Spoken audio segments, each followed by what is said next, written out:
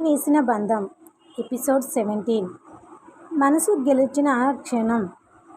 రాత్రి గడియారం 12 దాటింది. ఇంట్లో అందరూ నిద్రపోయారు. కానీ 2 గదుల్లో మాత్రం ఇంకా లైట్లు వెలుగుతూ ఉన్నాయి. ఒక గదిలో అర్జున్ కిటికీ దగ్గర నిలబడి వర్షాన్ని చూస్తున్నాడు. భుజం నొప్పి కంటే మనసులోని భారమే ఎక్కువగా అనిపిస్తుంది. టేబుల్పై లండన్ టికెట్, పక్కనే పాస్పోర్ట్. వాటిని చూస్తూ ఒకటే ఆలోచన, నేను వెళ్ళడం సరైన నిర్ణయమేనా? మరో గదిలో నందిని మంచుపై కూర్చుని ఉంది. చేతిలో అర్జున్ పుట్టినరోజున ఇచ్చిన వాచ్. దాని వేళ్లతో నెమ్మదిగా తాకుతూ అతను చెప్పిన ప్రతి మాటను గుర్తుకు చేసుకుంటుంది. నువ్వు నా జీవితంలో ప్రత్యేకమైన వ్యక్తివి. ఆ మాటలు మళ్ళీ మళ్ళీ ఆమె చెవుల్లో వినిపిస్తూ ఉన్నాయి. ప్రత్యేకమైన వ్యక్తి అంటే అని తనలో తానే ప్రశ్నించుకుంది. సమాధానం మాత్రం తన గుండెకు తెలుసు, మనసు ఒప్పుకుంటోంది. కానీ పెదవులు ఇంకా అంగీకరించడం లేదు. అదే సమయంలో కార్తిక్ ఇంట్లో ల్యాప్టాప్ ముందు కూర్చొని పెన్ డ్రైవ్ను మళ్ళీ మళ్ళీ ఓపెన్ చేస్తున్నాడు. ప్రతిసారి అదే వీడియో అదే చోట ఆగిపోతుంది. అతను నిరాశగా కుర్చీలో వెనక్కి వాలాడు. ఎవరు నువ్వు? ఎందుకు ఇలా ఆటలాడుతున్నావు అని కోపంగా అన్నాడు. అప్పుడే ల్యాప్టాప్ స్క్రీన్ ఒక్కసారిగా బ్లాక్ అయ్యింది. తర్వాత కొత్త ఫైల్ ఆటోమేటిక్గా ఓపెన్ అయ్యింది. దాని పేరు read only when you trust Arjun. Karthik ఆశ్చర్యపోయాడు. అర్జున్ నమ్మిన తర్వాత మాత్రమే చదవాలా అని మెల్లగా చదివాడు. మరుసటి ఉదయం ఇంటి ముందు తులసి చెట్టు దగ్గర ముగ్గు వేస్తుంది నందిని. సూర్యోదయపు బంగారు కిరణాలు ఆమె ముఖంపై పడుతున్నాయి. ఆ సమయానికి అర్జున్ నడుచుకుంటూ బయటికి వచ్చాడు. కొన్ని క్షణాలు ఆమెను అలాగే చూస్తూ నిలబడ్డాడు. తనలో తానని నవ్వుకున్నాడు. ఇలా ప్రశాంతంగా నవ్వుతూ ఉండాలి. ఆమె జీవితంలో మళ్ళీ కన్నీళ్లు రాకూడదు. నందిని అతన్ని చూసి చిరునవ్వు నవ్వింది. గుడ్ మార్నింగ్, గుడ్ మార్నింగ్ అని అర్జున్ సమాధానం చెప్తే భుజం ఎలా ఉంది? బానే ఉంది అని అర్జున్ అంటాడు. మళ్ళీ అదే అబద్ధం అని నవ్వింది. అర్జున్ కూడా నవ్వకుండా ఉండలేకపోయాడు. అప్పుడే సీతమ్మ బయటికి వచ్చింది. అయ్యో, ఇద్దరు ఇక్కడే ఉన్నారా? అర్జున్ బాబు, ఈరోజు నందినిని కాలేజీకి నువ్వే తీసుకువెళ్ళు. నందిని వెంటనే అంది. మామ, నేను బస్సులో వెళ్తాను. బస్సులో ఎందుకే? నీ భర్త ఉన్నాడు కదా అని సీతమ్మ నవ్వింది. ఆ మాట విన్న వెంటనే ఇద్దరు ఒకరినొకరు చూసుకుని ఇబ్బందిగా నవ్వారు. కొద్దిసేపటి తర్వాత కారులో అర్జున్ డ్రైవ్ చేస్తున్నాడు. నందిని కిటికీ నుండి బయటికి చూస్తుంది. ఇద్దరి మధ్య నిశ్శబ్దం. రేడియోలో మెల్లని పాట వినిపిస్తుంది. కొద్ది దూరం వెళ్ళాక అర్జున్ మెల్లగా అడిగాడు, నిన్న రాత్రి నిద్ర పట్టిందా? నందిని చిన్నగా నవ్వింది. మీకు? అర్జున్ సమాధానం చెప్పలేదు. ఆ మౌనమే ఇద్దరికీ ఒకే సమాధానం ఇచ్చింది. కాలేజ్ దగ్గర చేరుకున్నారు. కారు ఆగింది. నందిని దిగిపోతుండగా అర్జున్ పిలిచాడు, నందు. ఆమె తిరిగి చూసింది. ఈ సాయంత్రం నీతో ఒక ముఖ్యమైన విషయం మాట్లాడాలి. ఆమె గుండె వేగంగా కొట్టుకుంది ఆ విషయం వినగానే. ఏ విషయం? అర్జున్ చిరునవ్వు నవ్వాడు. సాయంత్రం చెప్తాను. నందిని కాలేజీలో నడుస్తుంది. కానీ ఆమెకు తెలియదు, దూరంగా ఒక వ్యక్తి ఆమె ఫోటోలు తీస్తున్నాడు. అతని చేతిలో కెమెరా, ముఖం మాత్రం క్యాప్తో కప్పబడి ఉంది. అతను వెంటనే ఎవరికో ఫోన్ చేసి, నందిని ఇప్పుడు ఒంటరిగా ఉంది, ప్లాన్ ప్రారంభించేద్దామా అని అంటాడు. అవతల నుండి ఒక మాట వచ్చింది. ఈసారి ఒక తప్పు కూడా జరగకూడదు. కాలేజ్ మెట్లు ఎక్కుతున్న నందినికి తెలియని నెంబర్ నుండి ఒక మెసేజ్ వచ్చింది. నీ పెళ్లి జరిగిన రోజు నిజంగా ఏమి జరిగిందో తెలుసుకోవాలంటే ఈరోజు సాయంత్రం 5 గంటలకు ఒంటరిగా రా. ఆమె ఆశ్చర్యంతో ఆ మెసేజ్ను మళ్ళీ మళ్ళీ చదివింది. దాచిన నిజాలు, దాచలేని మనుషులు. కాలేజ్ కారిడార్లో నందిని ఇంకా మెసేజ్ని చూస్తూ నిలబడి ఉంది. నీ పెళ్లి జరిగిన రోజు నిజంగా ఏమి జరిగిందో తెలుసుకోవాలంటే ఈరోజు సాయంత్రం 5 గంటలకు ఒంటరిగా రా. ఆమె గుండె ఒక్కసారిగా వేగంగా కొట్టుకుంది. ఇది ఎవరు పంపారు? వెళ్ళాలా వద్దా? ఆలోచనలు ఒకదాని వెంట ఒకటి వచ్చాయి. అంతలో నందు అని వెనక నుండి పిలిచింది మేఘన. నందిని వెంటనే ఫోన్ దాచేసి తిరిగి చూసింది. ఏమైంది? ఎందుకలా ఉన్నావు అని మేఘన అడిగింది. ఏమీ లేదు అని నవ్వే ప్రయత్నం చేసింది నందిని. కానీ ఆ నవ్వు కళ్ళ వరకు చేరలేదు. మేఘన గమనించింది. ఏదో విషయం దాస్తోంది అని అనుకుంది. అదే సమయంలో అర్జున్ తన ఆఫీసులో కూర్చుని ఉన్నాడు. ముందు ల్యాప్టాప్ ఓపెన్ చేసి ఉన్న అతని చూపు మాత్రం స్క్రీన్పై లేదు.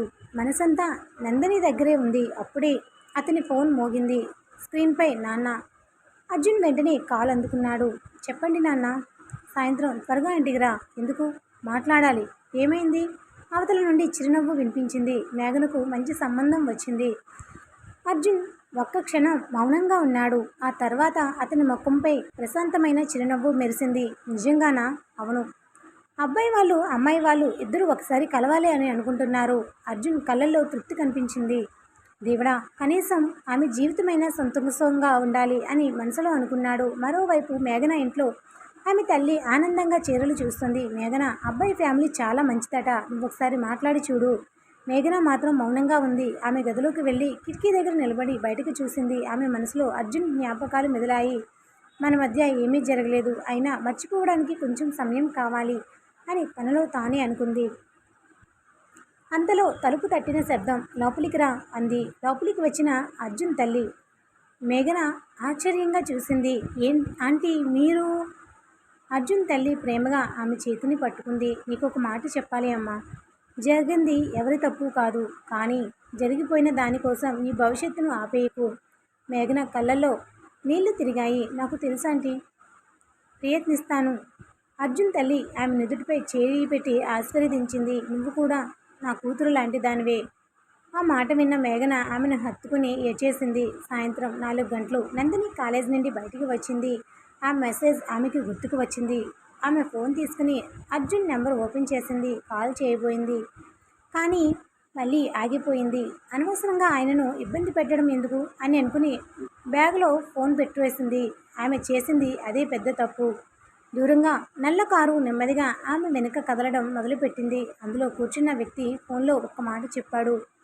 ఆమె ఒంటరిగా బయలుదేరుతుంది.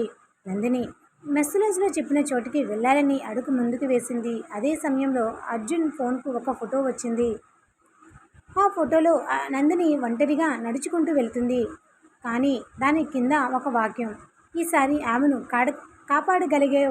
కాపాడగలిగితే కాపాడు అర్జున్ అని మెసేజ్ చదివిన అర్జున్ ముఖం ఒక్కసారిగా మారిపోయింది. అతను ఒక్క క్షణం కూడా ఆలస్యం చేయకుండా కారు తాళాలు తీసుకుని బయటికి పరిగెత్తాడు. సాయంత్రం ఆకాశమంతా నల్లటి మేఘాలు కమ్ముకున్నాయి. వర్షం పడబోతున్న సూచనలు స్పష్టంగా కనిపిస్తున్నాయి. నందిని చేతిలో ఫోన్ని గట్టిగా పట్టుకొని మెసేజ్లో చెప్పిన చిరునామా వైపు నడుస్తుంది. ప్రతి అడుగులో ఆమె గుండె వేగంగా కొట్టుకుంటుంది.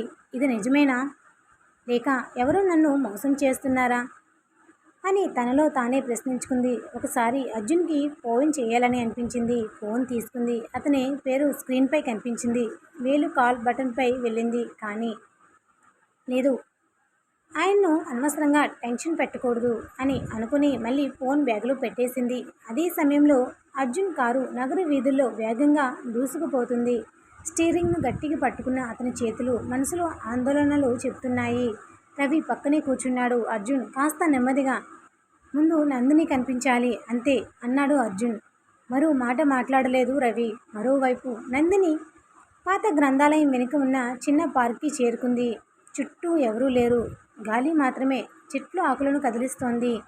దూరంగా ఒక బెంచుపై కనిపించింది. దాని మీద ఒక తెల్లని కవర్. ఆమె జాగ్రత్తగా దగ్గరికి వెళ్ళింది. కవర్ రాసి ఉంది, నిజం తెలుసుకోవాలంటే దీన్ని ఒంటరిగా చదువు. నందిని చేతులు స్వల్పంగా వణికాయి. ఆమె కవర్ తెరిచింది. లోపల ఒక పాత ఫోటో.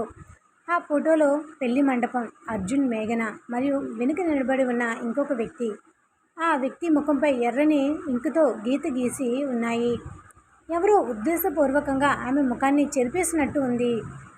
ఎవరు నువ్వు అని నందిని మెల్లగా అనుకుంది. అప్పుడే వెనుక నుండి ఒక స్వరం వినిపించింది. ఆ ఫోటోలో ఉన్న వ్యక్తి గురించి తెలుసుకోవాలనుకుంటున్నావా? నందిని ఉలిక్కిపడి వెనక్కి తిరిగింది. నల్లని గొడుగు పట్టుకున్న ఒక వ్యక్తి. ముఖం స్పష్టంగా కనిపించటం లేదు. ఎవరు మీరు అని ధైర్యంగా అడిగింది. అతను చిన్న చిరునవ్వు నవ్వాడు. ఎవరో ముఖ్యం కాదు, నీ జీవితాన్ని మార్చిన వ్యక్తి ఎవరో తెలుసుకోవడం ముఖ్యం. నందిని ఒక్క అడుగు వెనక్కి వేసింది. నాతో ఆటలు వద్దు. ఏమి చెప్పాలనుకుంటున్నారో నేరుగా చెప్పండి అని జేబులో నుండి ఇంకో కవర్ తీసి ఆమె వైపు పెట్టాడు. ఇందులో సమాధానం ఉంది, కానీ ఇది చదివిన తర్వాత నీ జీవితం మునుపటిలా ఉండదు. నందిని కవర్ తీసుకోబోతూ ఉండగా దూరం నుండి ఒక గట్టిగా శబ్దం వినిపించింది. నందిని! ఆ స్వరం విన్న వెంటనే ఆమె కళ్ళల్లో వెలుగు వచ్చింది. అర్జున్ గారు! అర్జున్ పరిగెత్తుకుంటూ అక్కడికి వచ్చాడు.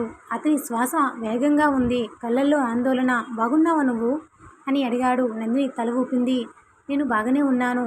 అర్జున్ వెంటనే ఆమె ముందు నిలబడ్డాడు. అపరిచిత వ్యక్తిని చూస్తూ ప్రశాంతంగా అడిగారు.